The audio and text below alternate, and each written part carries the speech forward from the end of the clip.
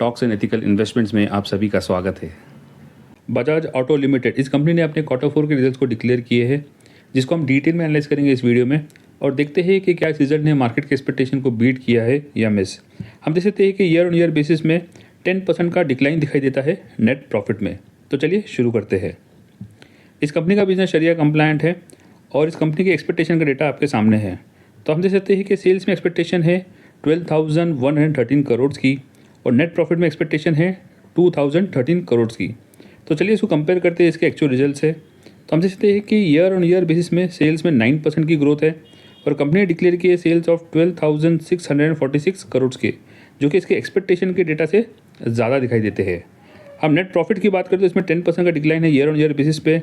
Company ने declare किए 1,802 करोड़ के नेट प्रॉफिट, जो कि इसके एक्सपेक्टेशन के डेटा से मिस होता दिखाई देते हैं। और कंपनी ने डिक्लेयर किए है डिविडेंड ऑफ 210 रुपीज़ पर शेयर और इस कंपनी का जो रिजल्ट है वो मार्केट क्लोज होने के बाद आए है।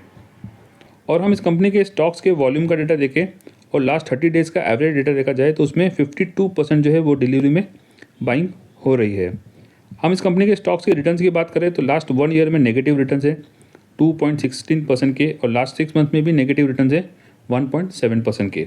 लास्ट 3 मंथ में 12.2%, लास्ट 1 मंथ में 9.72% और लास्ट 1 वीक में 1.6% के पॉजिटिव रिटर्न्स है। हम इस कंपनी के फंडामेंटल्स को देखें दोस्तों तो हम देख सकते हैं कि एक लार्ज कैप कंपनी है जिसका market cap near about 2,47,097 crore का है और लास्ट 5 ईयर्स में इस कंपनी ने अपने इन्वेस्टर्स को 240% के रिटर्न दिए हैं।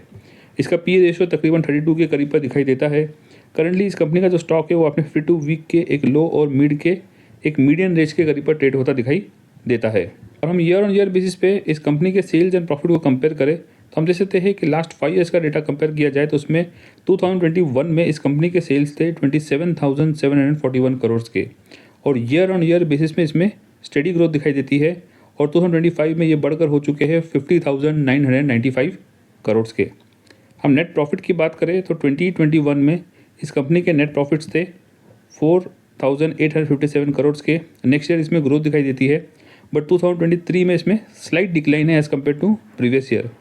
बट 2024 में ये बढ़कर होते हैं 7,708 करोड़ के और इस साल भी हम देख सकते हैं कि स्लाइट डिक्लाइन है इसके net profit as compared to previous year.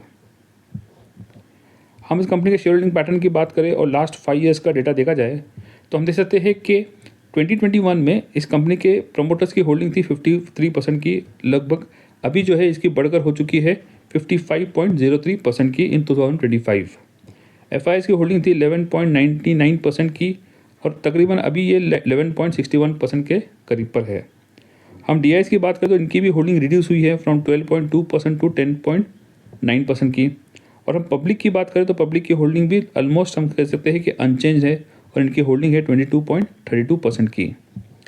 हम टेक्निकल इंडिकेटर्स की बात करें तो हम देख सकते हैं कि करंटली इस कंपनी का स्टॉक जो है वो अपने बोलिंजर बैंड के अपर पार्ट में ट्रेड होता दिखाई देता है। ये सारे टेक्निकल इंडिकेटर्स जो है वो वीकली चार्ट के बेसिस पर है। करंटली इस कंपनी का स्टॉक अपने 52 वीक हाई से 30.44% के डिस्काउंट पर ट्रेड करता हुआ दिखाई देता है। हम आरएसआई इंडिकेटर की बात करें तो हम देख सकते हैं कि 55 है, जो कि हम कह सकते हैं कि न्यूट्रल जोन के करीब पर है। और हम एमएससीडी चार्ट की बात करें तो हम देख सकते हैं कि एमएससीडी लाइन जो है वो उसके सिग्नल लाइन को पॉजिटिवली ब्रेक कर ऊपर जाती हुई दिखाई देती है। ओवरऑल इस कंपनी की बात करें दोस्तों तो हम देख सकते हैं कि लार्ज कैप कंपनी है और ईयर ऑन ईयर बेसिस में इसमें स्टेडी ग्रोथ दिखाई देती है सेल्स में। और हम नेट प्रॉफिट की बात करें तो उसमें भी ग्रोथ है बट स्लाइट फ्लक्चुएशन के साथ में। और हम क्वार्टर 4 के रिजल्ट को कंक्लूड करें तो हम देख सकते हैं कि सेल्स में इस रिजल्ट ने मार्केट के एक्सपेक्टेशन को बीट किया है बट नेट प्रॉफिट में मार्केट की एक्सपेक्टेशन मिस होती दिखाई देती है, इसलिए हम इसको एक मिक्स रिजल्ट कह सकते हैं। अब इसके जो रिजल्ट्स है वो मार्केट क्लोज होने के बाद आए हैं तो इस रिजल्ट का एक्चुअल रिएक्शन जो है हमको नेक्स्ट डे ही पता चलेगा। देखते हैं कि क्या इस रिजल्ट के बाद इस कंपनी के स्टॉक पे एक पॉजिटिव मूव दिखाई देता है या उसमें करेक्शन होता है। आपको क्या लगता है कमेंट सेक्शन में ज़रूर लिखिए। बस इस वीडियो में इतना ही। अगर कंटेंट पसंद आए तो शेयर, लाइक, सब्सक्राइब करना ना भूलें। मिलते हैं अगले वीडियो में एक न्यू इंटरेस्टिंग टॉपिक के साथ। Thank you.